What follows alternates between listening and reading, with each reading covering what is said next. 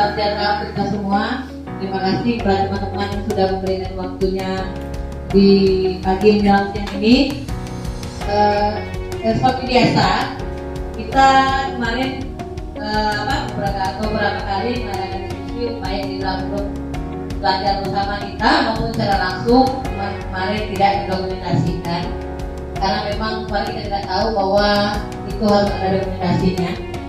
Jadi saya akan menyampaikan ini yang saya dapat pada pendidikan guru penggerak yang modul 1. Saat ini saya modul 1. Kalau kemarin ternyata di modul 1-4 yang akan saya bahas ini modul 1.1. Modul 1.1 tentang filosofi pemikiran Hajar Dewantara. Hajar Dewantara. Intisari pemikiran Hajar Dewantara tentang intisari pemikiran Hajar Dewantara yang dapat saya pelajari atau yang saya dapatkan dari pendidikan guru penggerak itu adalah pendidikan dan pengajaran merupakan dua hal yang tidak dapat dipisahkan. Pengajaran merupakan proses pendidikan dan memberi ilmu pada anak untuk pencakapan hidup anak. Pendidikan adalah tempat persemaian benih-benih kebudayaan dalam masyarakat.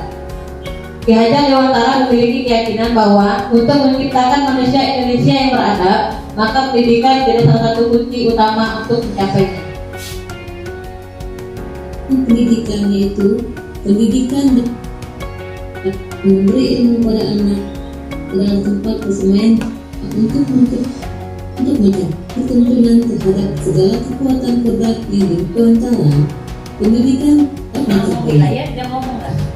Menurut Ki Hajar Dewantara, pendidikan bertujuan memberi tuntunan terhadap segala kekuatan kodrat yang dimiliki anak agar ia mampu mencapai keselamatan dan kebahagiaan yang setinggi-tingginya, baik sebagai manusia maupun sebagai anggota masyarakat. Lalu Ki Hajar Dewantara mengibaratkan peran seorang pendidik sebagai petani yang bertugas merawat tanaman sesuai dengan kebutuhan tiap jenis tanaman agar bisa tumbuh subur dan berbuah dengan baik. Tentu saja, beda jenis tanaman berbeda juga kebutuhan dan perlakuannya. Kita tidak bisa memaksakan jagung yang tanam akan menjadi padi. Berarti pendidik harus bisa melayani peserta didik sesuai dengan kebutuhan metode belajar peserta didik yang berbeda-beda. Maka dalam konteks pendidikan, kita bukan cara bagaimana mengelola pembelajaran agar peserta didik kita dapat berkembang sesuai dengan potensi yang mereka miliki. Nah, seperti yang kemarin saya sampaikan pada saat aksi nyata itu ada pembelajaran berdiferensiasi. Nah itu inisialnya memang diambil dari pemikiran Hajar Dewantara. Karena menurut Hajar Dewantara, siswa itu ibarat benih-benih tanaman yang berbeda. Jadi tanaman berbeda juga cara merawatnya, cara tumbuhnya, cara tumbuh kembangnya. Walaupun sama, ditanam di tempat yang sama, tetapi jika perlakuannya berbeda-beda, tidak sesuai, maka hasilnya juga tidak akan efektif. Kita tidak akan bisa memaksakan jagung yang ditanam bisa menjadi padi. Jagung tetaplah jagung. Maka kita harus merawat ya seperti halnya kita merawat jagung. Itu juga tanaman lain, padi, kita rawat sesuai bagaimana merawat padi. Karena merawat jagung dan padi pasti berbeda. Pasti berbeda-beda walaupun di tanah yang sama. Nah, maka dari itu sekarang ini banyak kita dengar pelajaran berdiferensiasi. Karena kebutuhan belajar anak atau minat bakat anak itu berbeda-beda. Kayak contohnya di kelas 4 juga ada yang Andri mungkin sedikit lambat daripada yang lain, itu berbeda. Jika kita samakan, nah itulah mungkin dia tidak dapat mengejar ketinggalan dia karena anak-anak kemampuannya berbeda. Nah inilah yang mengapa kurikulum Merdeka kemarin kita dengar tidak ada ulangan sumatif atau ulangan tertulis. Karena sudah pasti kalau ulangan seperti kita buat pasti soalnya sama semua anak. Makanya penilaian pun secara masing-masing anak kalau di kurikulum Merdeka. Belum dengan kalau dengan kurikulum 13 mungkin masih menggunakan yang lama. Makanya tidak ada ulangan di kurikulum Merdeka, alasannya itu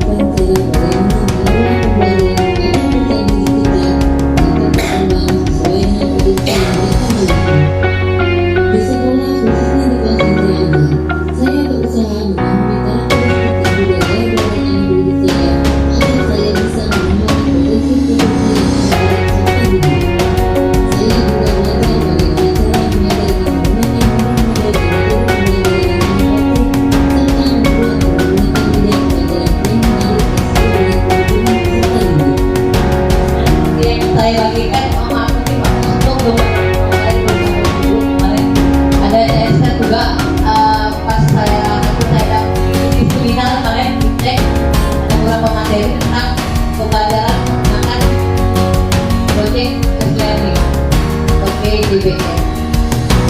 Kalau PBL problem learning pelajaran yang berkasus pada masalah. Tapi kalau proyek itu berbasis pada proyek. Perbedaannya kalau problem PBL itu dia tidak mengandung produk, dia mengandung produk tapi tidak menggunakan jangka waktu yang panjang. Tapi kalau PJBL, kalau proyek misalnya anak itu diminta mengamati apa, menemukan apa, nah pasti tidak mungkin hanya selesai pada hari itu saja.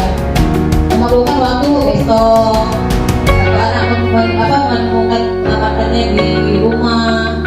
Tapi kalau PBL itu belajar bisa sampai di situ. Nah itu ada saya share kemarin di grup. Silakan mungkin Bapak Ibu baca, jadi referensi juga. Ini saya belum masuk Bapak kemarin buat komunitas belajar. Nah untuk kan komunitas saya keluar belajar bersama tuh. Untuk tempatnya sharing, karena selama ini sharing pun kita tidak pernah ke dokumentasi, tidak pernah ke arah, hanya kita sharing saja kan. Makanya di grup gerak itu rupanya harus dikembangkan terlebih dahulu adalah komunitas praktisi yang ada di sekolah. Kalau komunitas praktisi yang ada di luar sekolah itu kan ada KKG, MGMP, kalau di SMP, mungkin guru masing-masing dengan KKG-nya, atau kayak komunitas belajar, komunitas Labai Bintang yang kita punya di Sadar yang ini kan kemarin yang mengadakan nyata. Saya lanjutkan. Konsep pemikiran terhadap dewantara yang sudah tertera pada jelas adalah mengikuti perkembangan nyaman dengan memanfaatkan intake dari proses pembelajaran. Nah, Pak Andi tadi juga menjelaskan bahwa pengajaran itu harus berdasarkan pada kodrat alam dan kodrat zaman. Kodrat alam itu seperti yang Pak Andi, kita harus menyesuaikan pembelajaran atau jenis pelajar dengan karakteristik daerah tempat tinggal. Karena karakteristik daerah perkotaan tidak akan sama di pedesaan, seperti yang dijelaskan. Mungkin mereka fasilitas lengkap, sinyal mendukung dan sebagainya, tapi di sini kita berbeda. Nah kalau di sini mengikuti perkembangan zaman yaitu walaupun kita di desa, kita tetap harus berkembang mengikuti perkembangan zaman. Fasilitas tersedia proyektor, layarnya dan berbagai macam. Nah di sini saya juga menampilkan media alternatif yang paling pernah saya pakai, seperti fokus cuman berbentuk dari kartus.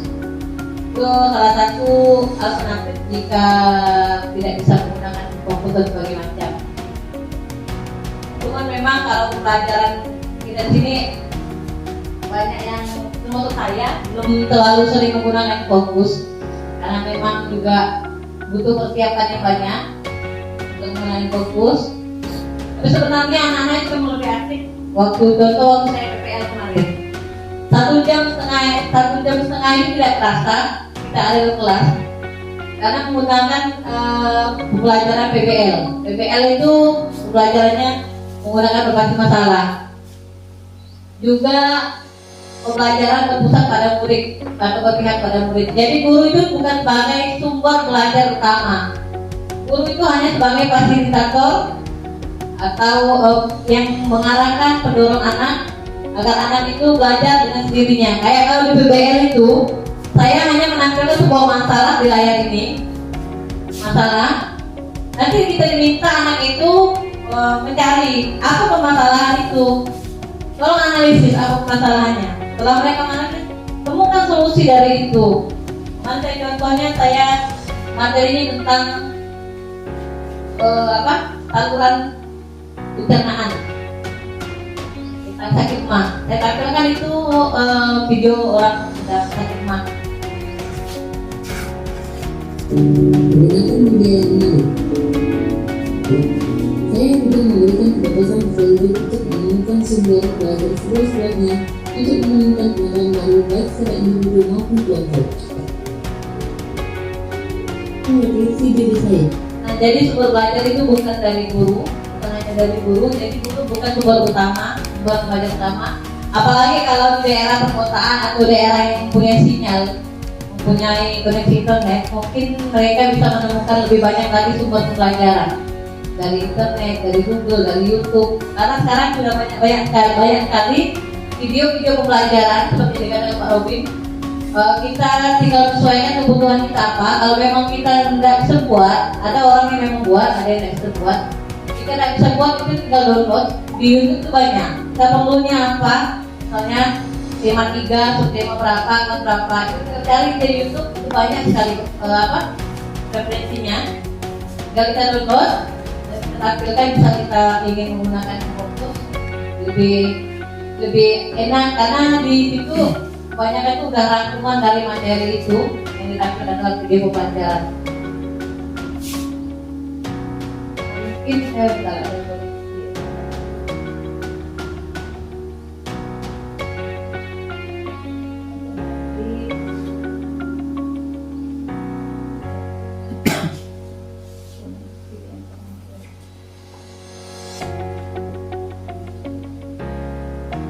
Assalamualaikum warahmatullahi wabarakatuh. Saya Ajeng Kartini, calon guru kerja SDM Kusuma Sebenarnya Kabupaten Bogor. kita mau ngomong dua. Pada kesempatan kali ini saya akan memaparkan. Ini waktu masih lainnya Bapak Ibu awal-awal kerjakan tugas pakai suara. Lama-lama suaranya udah hilang. Tinggal gambar aja sendiri.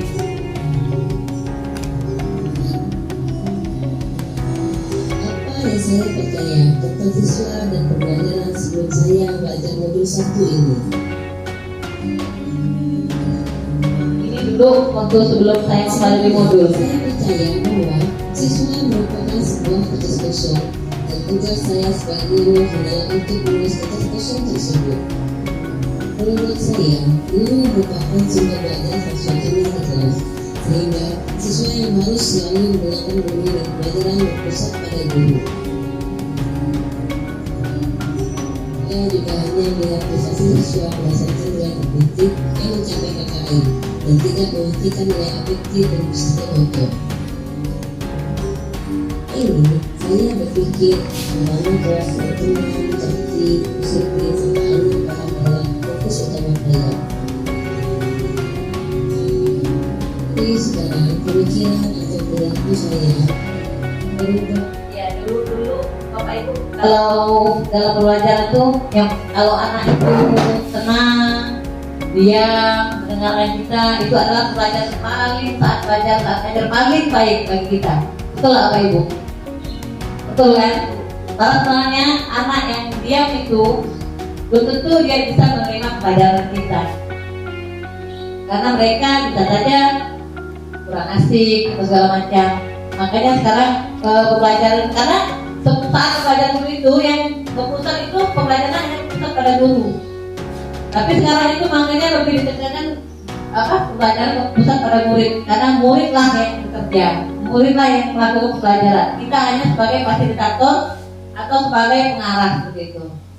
Kayak PBL tadi, cari masalah, mereka yang menemukan masalah. Bukan kita yang jelaskan masalahnya ini anak-anak, ini solusinya ini. Tapi mereka menggunakan kemampuan berpikir kritis mereka untuk menemukan permasalahan dan solusinya seperti itu. Karena sesuai dengan program belajar Pancasila, berpikir kritis juga salah satu komponen dari program belajar Pancasila. Nah seperti itu.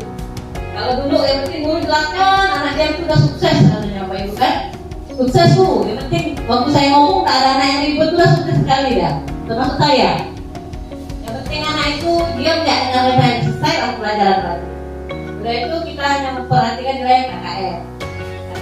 Padahal ada nilai kayak di K13 ada keterampilan. Ada nilai keterampilan. Karena anak itu tidak semuanya pandai di pengetahuan saja. Ada anak seperti contoh kita Meheng dulu, ingat Meheng nggak bisa apa-apa di pembelajaran. Tapi dia suruh dia mewarnai, suruh dia melukis menggambar, dia punya bakat di situ. Waktu kemarin Bu Erma juga bawa dia lomba.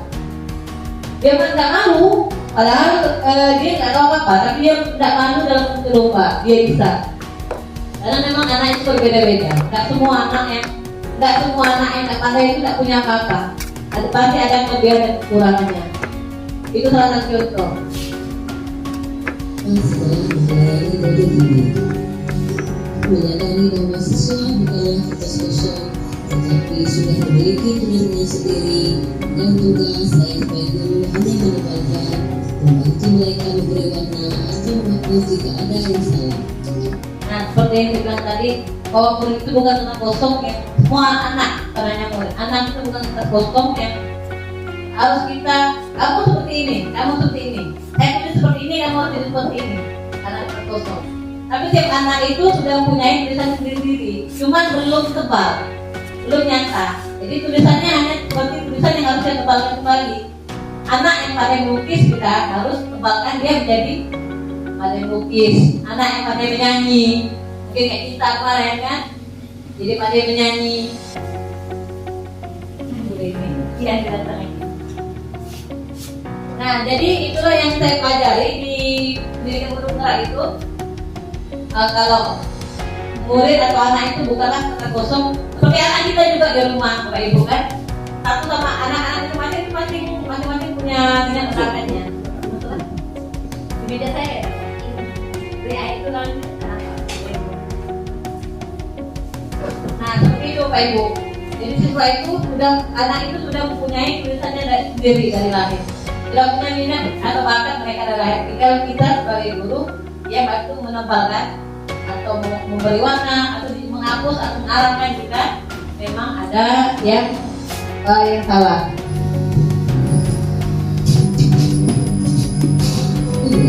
Bukan satu-satunya sumber belajar. Sumber belajar bisa melalui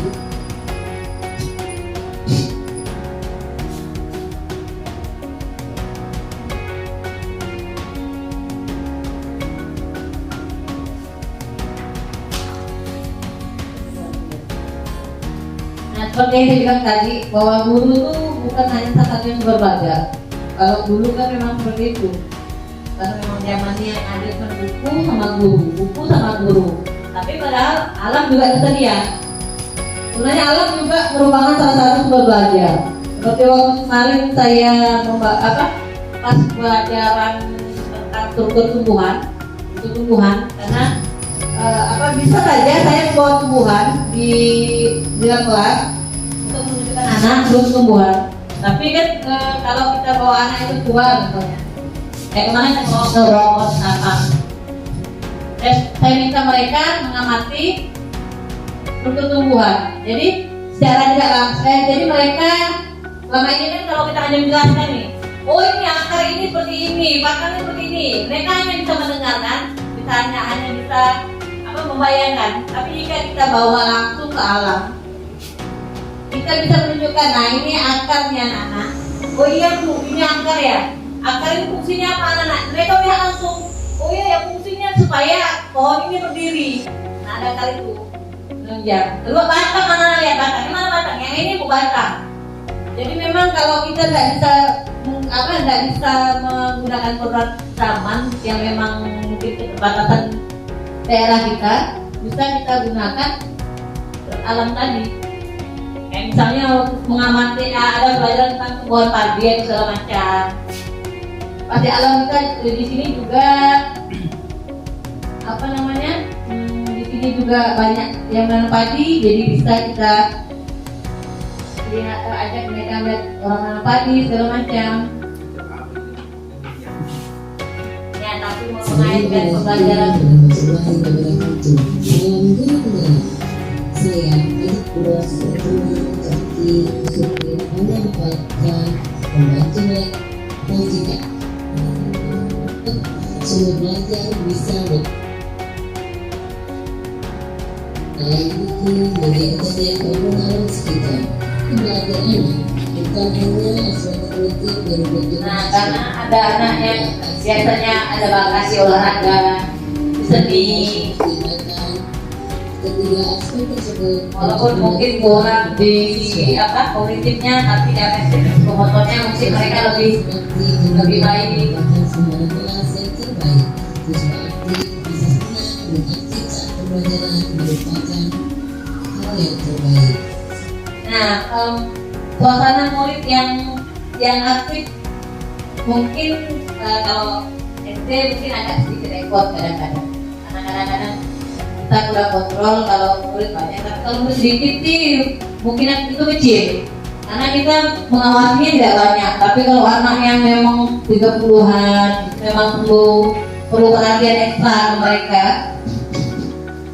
Tapi enak Bapak Ibu pelajaran sebenarnya. Saya pun masih jarang juga menggunakannya. Tapi makanya saya buat papan itu, Bapak Ibu yang ada kan baru dipakai sekarang driver saya.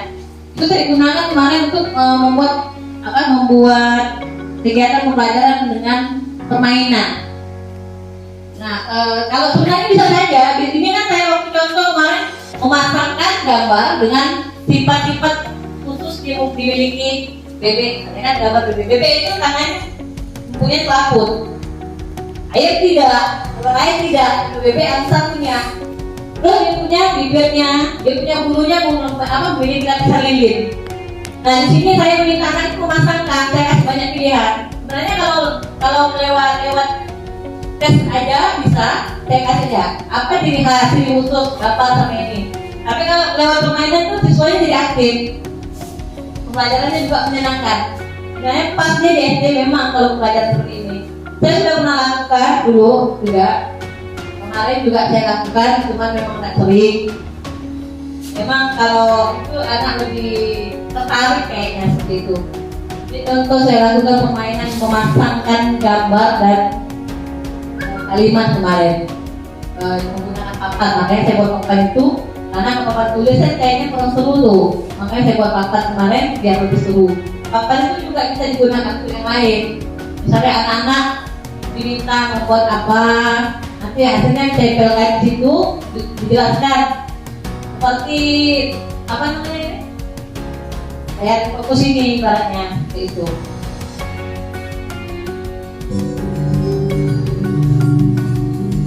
Penerapan yang sudah saya lakukan di kelas yang mencerminkan pemikiran kesadaran dewasa, yaitu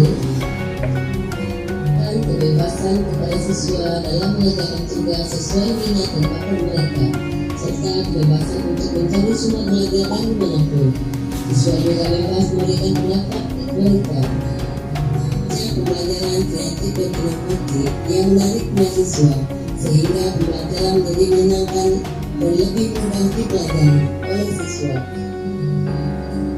Melatih siswa sesuai dengan kodrat alam dan kodrat zaman dengan pembelajaran berdasarkan kultur budaya dan mengajari kehidupan abad 21 kepada siswa. Guru juga harus menjadi orang tua siswa di sekolah dengan mengayomi siswa, memberikan sayang dan juga mengajarkan budi pekerti. Sekian pemaparan dari saya. Semoga guru-guru dapat menerapkan pikiran saja dewasa di kelasnya agar dapat menciptakan generasi yang hebat dan bahagia. Terima kasih. Wassalamualaikum warahmatullahi wabarakatuh. Salam Guru Tenggara. Ya Pak Ibu, saya pun bukan guru yang sudah baik, tidak, karena saya pun masih belajar. Nah seperti diketahui, saya juga masih belajar bagaimana menjadi guru yang baik. Jadi di sini bukan saya mengajari, saya hanya menyampaikan apa yang saya sampaikan agar menjadi sesuatu yang dapat kita pelajari, mungkin juga dapat kita diskusikan. Seperti itu. Nah tujuannya bukan saya mengajari, tapi sama-sama belajar. Karena saya juga belajar Bapak Ibu. Hanya sedikit dari pemaparan saya yang mungkin sudah saya terapkan. Hanya sedikit mungkin. Nah mungkin lebih banyak Bapak Ibu malahan daripada saya. Nah cuma di sini saya cuma inginnya kita sama-sama belajar. Nah mungkin Pak Musko atau yang lainnya ada yang menyampaikan misalnya apa yang pengalaman sharing lah ibaratnya. Bukan saya mengajari ya, tapi sharing gitu Pak. Mungkin Pak Musko. Assalamualaikum warahmatullahi wabarakatuh. Saya Win. Karena hari itu saya ada sekali pakai fokus Pak. Jadi karena materi kelas 1 itu untuk PKN nggak ada bukunya. Jadi saya coba download di internet ya mengenai lambang negara dengan simbol-simbolnya. Itu ternyata ketika kita memaparkan materi menggunakan infokus itu memang anak-anak fokus ke situ dengan sepertinya mereka seperti kegiatan menonton. Nah, jadi mereka lebih ada semangat dan aktif juga. Lalu yang kedua masalah belajar dengan langsung ke alam. Kemarin juga saya sudah melakukan 1 kali karena kebetulan materinya terhitung matematika. Saya ajak anak-anak kelas 1 itu di luar di lapangan, jadi nggak fokus di dalam. Itu saya menggunakan apa yang ada di alam, contohnya rumput, itu cara untuk menghitung penjumlahan dan pengurangan. Jadi mereka lebih mudah daya tangkap mereka ketika menggunakan alat peraga yang ada daripada mereka harus menghitung. Karena di kelas 1 itu ada 1 anak, dia memang anaknya malas untuk menulis, tetapi memiliki wawasan. Jadi dia sepertinya anaknya memang aktif, tapi kalau menulis malas. Tapi kalau tugas seperti matematika dan pengetahuannya itu sudah nampak anaknya memang pintar. Terus ada juga 1 anak yang dulunya tidak mau sama sekali, disuruh maju ke depan, disuruh berdoa, itu dia sama sekali belum bisa. Sekarang dengan metode pembelajaran ketika kita tidak fokus di kelas, dia sudah mulai berani. Yang mau saya tanyakan di sini kan seperti kelas 1 dan kelas 4 itu kita tidak ada ulangan untuk penilaian akhir di setiap semester. Yang mampu ini yang cocok soalnya gitu, tujuannya yang kurang mampu pasti kita tahu juga ini kita kasihkan. Jadi kita nelaah dulu anak, lihat dulu karakter anak, kemampuan anak. Kurikulum Merdeka itu sebenarnya penilaian itu sama saja. Dari dulu sampai sekarang penilaian itu sama. Cuman berbedanya itu hanya penggunaan kata. Kalau dulu penilaian semester, penilaian akhir semester, penilaian tengah semester. Sekarang kurikulum Merdeka namanya diganti, penilaian jadi assessment. Kemudian penilaian harian itu formatif.